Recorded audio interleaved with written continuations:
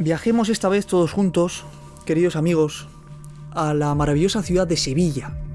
Se dice que Sevilla tiene un color especial. Quien haya estado allí lo habrá presenciado con sus propios ojos.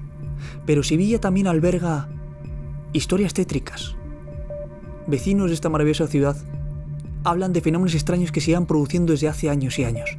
Concretamente, en la popular Alameda de Hércules, donde se alza el Palacete de las Sirenas, este emblemático edificio construido entre 1861 y 1864, que albergó a las familias más pudientes, de mayor estatus social de Sevilla.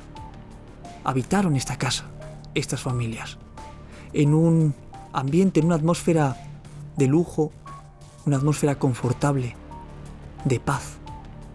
Pero curiosamente, con el paso del tiempo, a partir de los años 80, esta casa empieza a abandonarse poco a poco, siendo así sus paredes, sus cimientos, su fachada, víctimas del envejecimiento y víctimas también de las miradas de pánico de quienes pasaban por delante.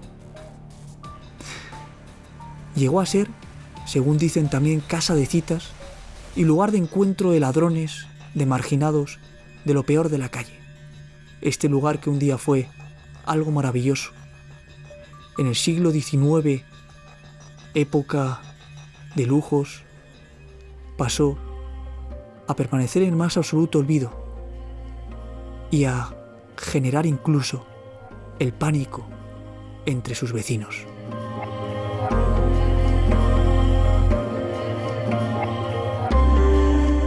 Se dice que ahí ocurrieron y siguen a día de hoy ocurriendo fenómenos extraños que nos obligan a preguntarnos dónde está su origen.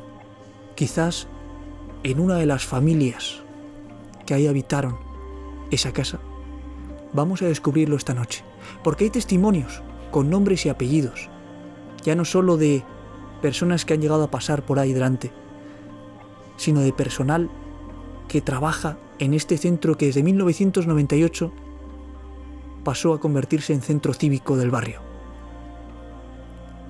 Personas, insisto, con nombres y apellidos, como es el caso, por ejemplo, de Maribel Vargas, profesora de Las Sirenas, que relata ella misma. Es su testimonio, no sin cierto pánico, lo que vivió una tarde de mucho calor, una tarde en la planta superior donde se producen las actividades culturales. Las ventanas abiertas de par en par. Ella, finalizada la jornada, se dispone a cerrarlas, y es entonces cuando presencia algo inexplicable. Una ventana en una esquina empieza a batirse violentamente, a abrirse y a cerrarse, y ella destaca, lo repite varias veces. No había nada de viento, era imposible que eso pudiese ocurrir, pero ocurrió. Y nos encontramos también con el testimonio de Carmen Torronteras de la Cuadra, ayudante de vigilancia, que ella misma observó desde las cámaras de seguridad de este palacete cómo se movían una serie de bolas que iban de un lado a otro y que curiosamente hacían un recorrido hacia un lugar concreto, y ese lugar concreto era donde se producen estos fenómenos extraños. Esto lo vio con sus propios ojos, esas cámaras que enfocaban a la planta superior donde Maribel Vargas también había presenciado eso. Y nos topamos también con el caso, con el testimonio de Dulce Reina, monitora de Las Sirenas, que relata que una madrugada, entre la 1:30 y las 2 de la madrugada, cuando ya no había nadie más en el centro, empezaron a sonar las alarmas y grandes ventanales. Ella lo vio con sus propios ojos de este palacete. Empezaron a abrirse y a cerrarse violentamente. Ese día tampoco había corrientes, no había viento. Algo muy curioso.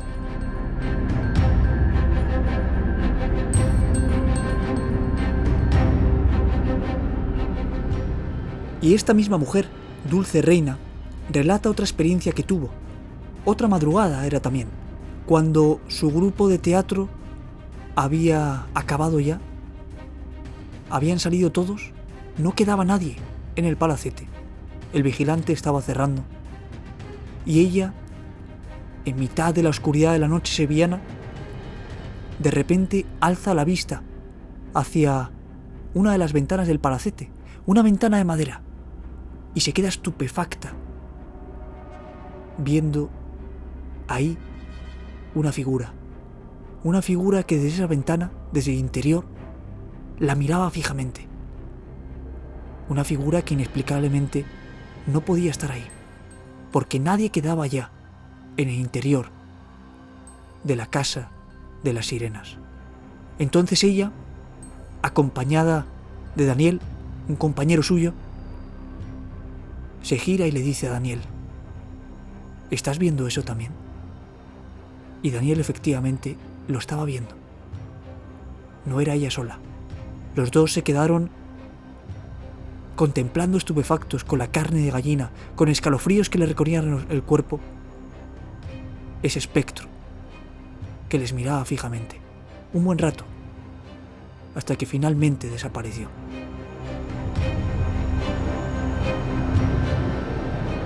¿Qué pasó ahí? Porque con el paso del tiempo, vamos años atrás, es entonces cuando se empieza a crear una leyenda, ¿no? Una leyenda urbana, entre vecinos, entre personas que afirman que al pasar por ahí han llegado a escuchar llantos de niños, gritos, incluso a observar sombras que pasaban por las ventanas.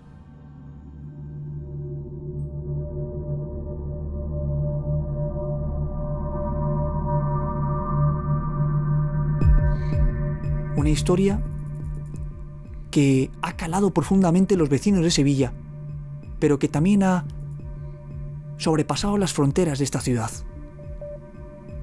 porque es impresionante lo que ahí se vive y lo que nos lleva además estas historias, estos testimonios reales, a buscar el origen en quienes habitaron en los años 30 esta casa. Una familia cuyo hijo se dice que era homosexual. Un hijo cuyos padres recluyeron en la guardilla. Le encerraron ahí. Este niño entró en una depresión y, según dice la leyenda, se ahorcó. ¿Dónde se ahorcó? Donde ahora en la actualidad se producen esos fenómenos extraños, en esa planta superior, donde hay personas que afirman haber presenciado cosas humanamente imposibles. Pero ya no solo ha habido experiencias con este niño, apariciones, sino también con una mujer. Una mujer que dicen los que lo han visto, los que han tenido estas experiencias, de unos 30 años, bien vestida, que vaga por ahí. ¿Quién será? Nos encontramos de nuevo con Maribel Vargas, que ella misma relata que al finalizar una jornada estaba con una alumna, ellas dos solas, Maribel y la alumna, hablando, cuando de repente la alumna se gira un momento como un instinto, ¿no? Y se topa con una presencia, con una figura que está en el aula de estudios ahí sentada. Es entonces cuando esta alumna le pregunta a Maribel: oye, ¿queda algún estudiante aquí? Maribel le dice: puede ser, pero no creo. Para no cerrar, además, porque ya había terminado todo. Para cerciorarse de si había alguien, esta alumna se acerca y esa presencia que había visto se levanta y se aleja caminando. Una mujer con un vestido de color mantequilla, bien vestida, elegante. Y Maribel es entonces cuando va detrás también. Y en la lejanía ve un vestido, efectivamente, que desaparece por la pared. Un vestido que se le asemeja en un principio a una cortina, pero ahí no había cortinas. ¿Quién es esta mujer? Porque hay muchos testimonios, no es la primera vez que esto ocurrió.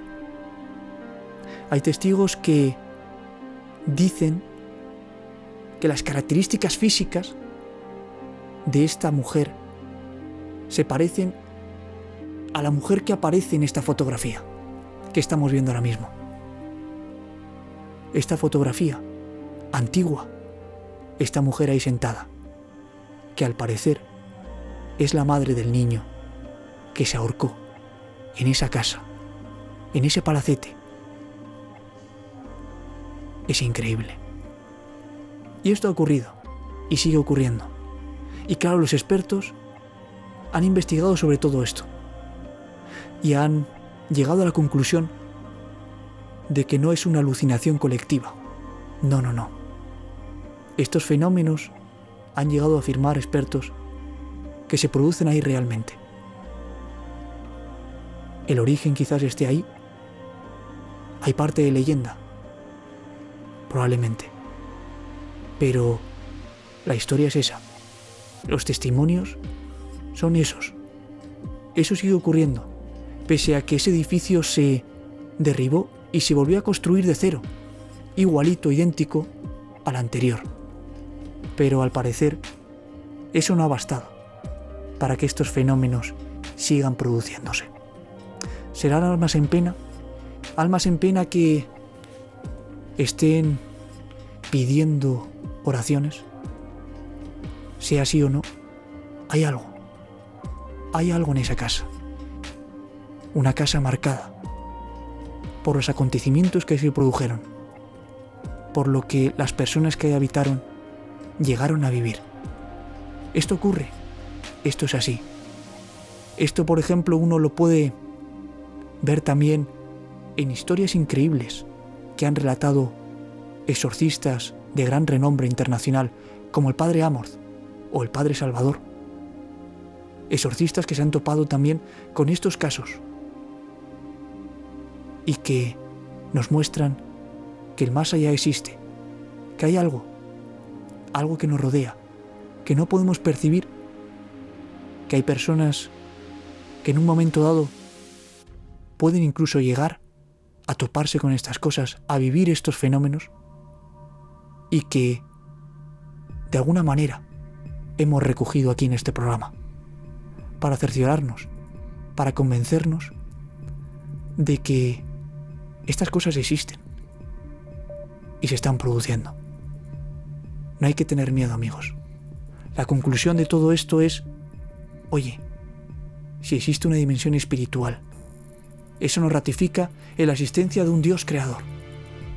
Y eso nos hace pensar que estamos aquí para algo muy serio, no simplemente por disfrutar por disfrutar, sino para prepararnos quizás para esa vida que nos espera. ¿Quién sabe? Todo es un gran misterio, pero lo que está claro es que en Sevilla, en este palacete emblemático, la Casa de las Sirenas,